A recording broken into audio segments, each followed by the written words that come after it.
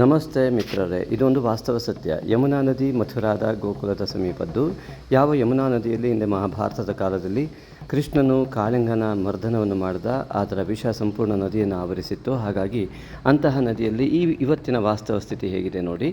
ಇಲ್ಲಿ ಸಂಪೂರ್ಣವಾಗಿ ಬಿಳಿ ಬಿಳಿಯ ನೊರೆಗಳು ಬರ್ತಾ ಇರುವಂಥದ್ದು. ಇದೇನು ಹಿಮ ಅಲ್ಲ, ಇದು ಸಂಪೂರ್ಣವಾಗಿ ಫ್ಯಾಕ್ಟ್ರಿಯಿಂದ ಬರ್ತಾ ಇರುವಂಥ ವಿಷಪೂರಕವಾದ ನೊರೆ, ಕಪ್ಪು ನೀರಿನೊಂದಿಗೆ ಇಲ್ಲಿ ನಾವು ನೋಡ್ತಾ ಇದ್ದೇವೆ ಪವಿತ್ರವಾದ ಯಮುನಾ ನದಿಯನ್ನು.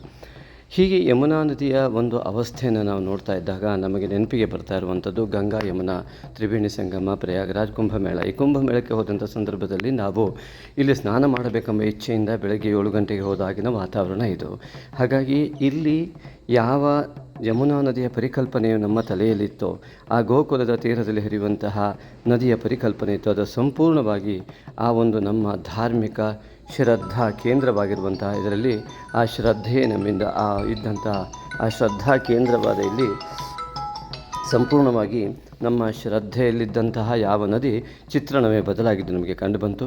ಆದ್ದರಿಂದ ಈ ಒಂದು ಚಿತ್ರಣವನ್ನು ನೋಡಿ ಮನಸ್ಸಿಗೆ ಬೇಸರ ಉಂಟಾದರೂ ಕೂಡ ಇವತ್ತಿನ ಯೋಗಿ ಸರ್ಕಾರ ಇತ್ಯಾದಿಗಳು ಮತ್ತು ಈಗಾಗಲೇ ರೇಖಾ ಗುಪ್ತಾ ಡೆಲ್ಲಿಯ ಮುಖ್ಯಮಂತ್ರಿಯವರು ಕೂಡ ಯಮುನಾ ನದಿಯ ಸ್ವಚ್ಛತೆಯ ಬಗ್ಗೆ ಮಾತನಾಡ್ತಾ ಇದ್ದಾರೆ. ಇದು ಅತ್ಯಂತ ಸಂತೋಷಕರ ವಿಚಾರ. ಈ ಜೀವ ಜಲ ಸಂಪೂರ್ಣವಾಗಿ ಶುದ್ಧವಾಗಲಿ ಅಂತ ಭಾವಿಸೋಣ, ಆಗಲಿ ಎಂದು ಹಾರೈಸೋಣ. ಯಾಕೆಂದರೆ ಈ ಕುಂಭಮೇಳದಲ್ಲಿ ಯೋಗಿಯೊಬ್ಬರು ಒಂದು ಮಾತು ಹೇಳಿದ್ರು, ಕುಂಭಮೇಳದಲ್ಲಿ ಯಾವುದು ಹೊಲಸನ್ನು ಹುಡುಕಿತೋ ಆ ಹಂದಿಗೆ ಹೊಲಸೆ ಸಿಕ್ಕಿತು, ಭಕ್ತನಿಗೆ ಭಗವಂತ ಸಿಕ್ಕಿದ ಎಂಬುದಾಗಿ.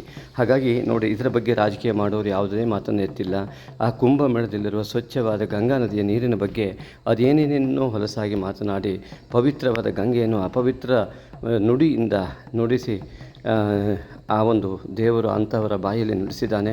ಅಂಥವರ ಬಾಯಲ್ಲಿ ಅದೆಷ್ಟು ಹೊಲಸು ತುಂಬಿರ್ಬೋದು, ತಲೆಯಲ್ಲಿ ಎಷ್ಟು ಹೊಲಸು ತುಂಬಿರ್ಬೋದು ಅಂತ ನಮಗೆ ಇದರಿಂದಲೇ ಅರ್ಥವಾಗತ್ತೆ. ಆದ್ದರಿಂದಾಗಿ ನಾವು ಈ ಒಂದು ಯಮುನಾ ನದಿ ಸಂಪೂರ್ಣವಾಗಿ ಸ್ವಚ್ಛವಾಗಲಿ ಅಂತ ಖಂಡಿತವಾಗಿ ಭಾವಿಸೋಣ. ಮುಂದೆ ನಾವು ಹೋದಾಗ ಅಲ್ಲಿ ಸ್ನಾನಕ್ಕೆ ಯೋಗ್ಯವಾಗಿ ಪರಿವರ್ತಿತವಾಗಲಿ ಇದು ಎಂಬುದಾಗಿ ನೋಡಿ. ಇದು ಈ ಕುಂಭಮೇಳದ ಪ್ರಯಾಗರಾಜದ ಶುದ್ಧವಾದ ಗಂಗಾ ನದಿ ಮತ್ತು ಯಮುನಾ ನದಿಯ ಸಂಗಮ. ಇಲ್ಲಿ ಬಣ್ಣವೇ ಬದಲಾಗೋಯಿತು ನೋಡಿ. ಇದು ಗಂಗಾ ನದಿ.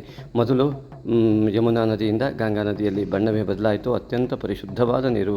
ಈ ಕುಂಭಮೇಳದಲ್ಲಿ ಇಷ್ಟೊಂದು ಜನಸಂಖ್ಯೆಯಲ್ಲಿ ಕೋಟಿ ಕೋಟಿ ಜನಸಂಖ್ಯೆ ಒಂದು ಸ್ನಾನ ಮಾಡುತ್ತಿರುವ ಇದರಲ್ಲಿ ಇದು ಗಂಗಾ ನದಿಯ ಒಂದು ಪವಿತ್ರವಾದ ನೀರನ್ನು ನಾವು ನೋಡ್ತಾ ಇದ್ದೇವೆ. ಇಲ್ಲಿ ಈ ಪವಿತ್ರ ಎಷ್ಟೊಂದು ನಮಗೆ ಸಂತೋಷವನ್ನು ಉಂಟು ಮಾಡಿತು ಅಂತಂದರೆ, ಎಷ್ಟೊತ್ತಿಗೆ ಆ ಗಂಗಾ ನದಿಯಲ್ಲಿ ನಾವು ಆ ನೀರಿನಲ್ಲಿ ಕುಂಭಮೇಳದ ಸಂದರ್ಭದಲ್ಲಿ ನಾವು ಅಲ್ಲಿ ಮುಳುಗಿ ಏಳ್ತೇವೆ.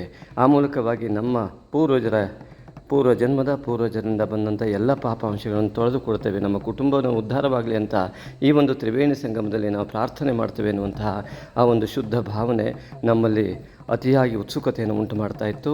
ಹಾಗೆ ನೋಡಿ, ಸೂರ್ಯನ ಬೆಳಕಿನಲ್ಲಿ ಗಂಗಾ ನದಿಯ ಸ್ವಚ್ಛವಾದಂತಹ ನದಿ ಗಂಗಾ ಯಮುನಾ ತ್ರಿವೇಣಿ ಸಂಗಮ, ಸರಸ್ವತಿ ಅಂತರ್ಗತರಾಗಿದ್ದಾಳೆ. ಅಂತಹ ಒಂದು ತ್ರಿವೇಣಿ ಸಂಗಮದ ದೃಶ್ಯ ಇದು.